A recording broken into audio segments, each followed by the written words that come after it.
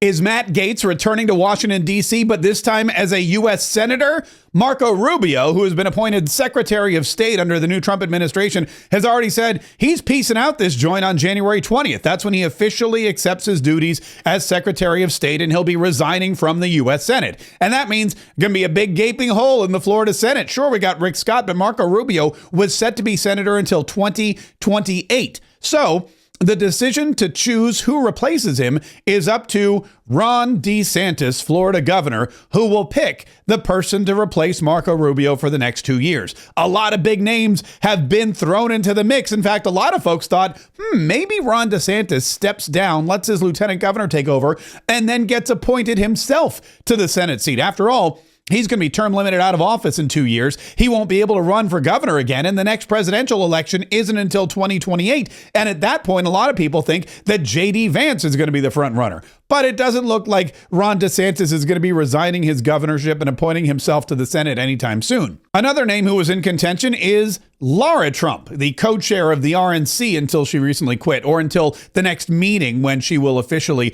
retire her duties as co-chair of the Republican National Committee. I spoke to her a couple weeks ago. I said, hey, girlfriend, have you at least had a convo with Ron DeSantis about becoming senator? Here's what she told me. I have not. I have not had any direct conversations with him about it. I know I've had so much support, and I mean, I'm so humbled by it. Let me just start by saying that the people out there saying that I would be a great fit to, take Marco Rubio's Senate seat, if that is something that Governor DeSantis sees fit to do, is it's incredible. And I'm truly honored and truly humbled to even be considered for such a thing. But no, I've had no conversations with him. I know he has a whole team who kind of does, goes through a process and, considers different people. And I'm sure they're going through the process as we speak right now. And I assume if I am one of those people that they think would be a good fit, then maybe I will hear from him. But thus far, no. I have not heard anything from Governor DeSantis. Do you have to send in a resume? Is there an essay? I mean, is it applying for college? This is my first time ever being considered as an appointment to a Senate seat, Mark. So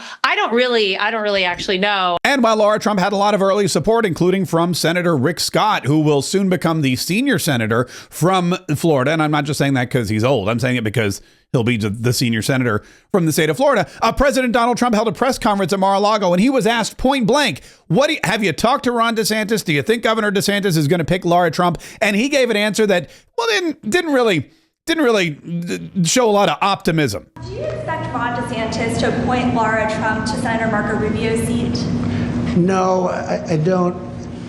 I probably don't, but I don't know. Ron's doing a good job. That's his choice, nothing to do with me. Laura's unbelievable. I mean, she was incredible. The job she did at the RNC as chairman, along with Michael Whatley, the combination. But I can just speak for Laura. She is so highly respected by women. I mean, even her workout routines are through the roof. She lifts 150 pounds. I don't know how the hell she does it. She's a bad example for men and women's sports because I wouldn't be able to beat her, I don't believe. I'd try like hell. But no, she's an incredible woman. And, it's funny. People oftentimes talk about nepotism. I never had, when I put her there, people said, how did you get her to do it? She could have run for the Senate in North Carolina. Ted Budd would be the first to say, and he wouldn't have run. Nobody would have run. And she just said, no, I want to really focus on my children. When the election, and my family, she has a great family. When the election started getting closer, I asked her, would she go to Washington and work on the, as chairman of the committee along with Michael Whatley. And they did such an unbelievable job. Especially on cheating, they stopped it, or at least they stymied it. Too big to rig. And we won in a landslide. We won tremendously. She did an amazing job.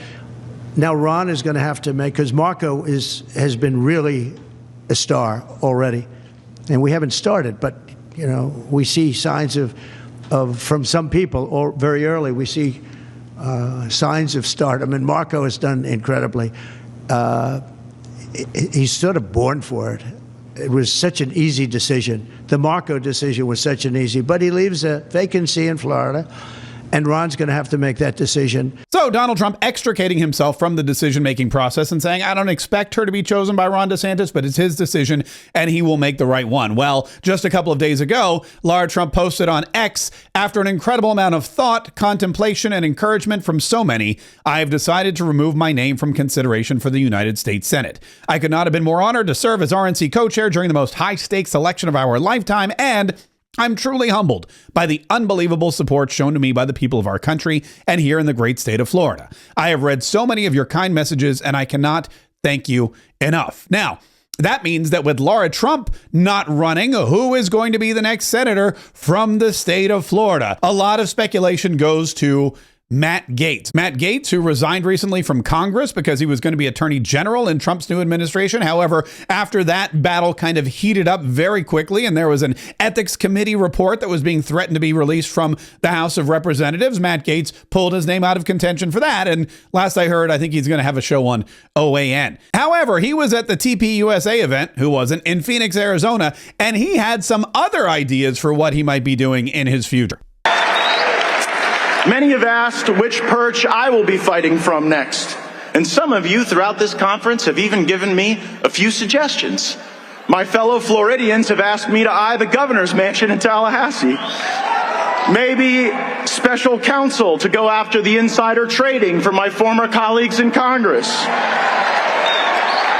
It seems I may not have had enough support in the United States Senate. Maybe I'll just run for Marco Rubio's vacant seat in the United States Senate and join some of those folks. Now, the interesting thing about Marco Rubio's Senate seat is it's not your typical Senate seat. In fact, Marco Rubio's term is up in 2028, which is 4 years from now. However, Ron DeSantis can only appoint somebody to run or to serve as senator until the next general election in 2 years.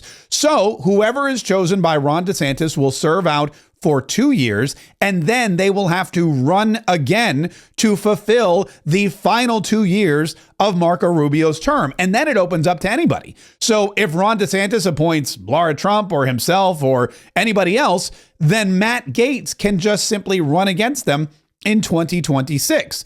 After 2 more years, Marco Rubio's term will be totally dissolved and they'll have to run again, but this time for a full 6-year term. So whomever is chosen by Ron DeSantis is basically going to be running for Senate for the next 6 years. There'll be 2 years where they have to acclimate themselves. Then they're going to have to run in a special election to maintain and retain their seat. Then they're going to have to run 2 years after that to get 6 more years under their belt. It's going to be like being a congressman. And a lot can happen in 2 years. But this is what we know for sure. There's still a lot of support for Matt Gaetz in the state of Florida, and there's still a lot of open positions for politicians to fill coming up in 2026 and beyond.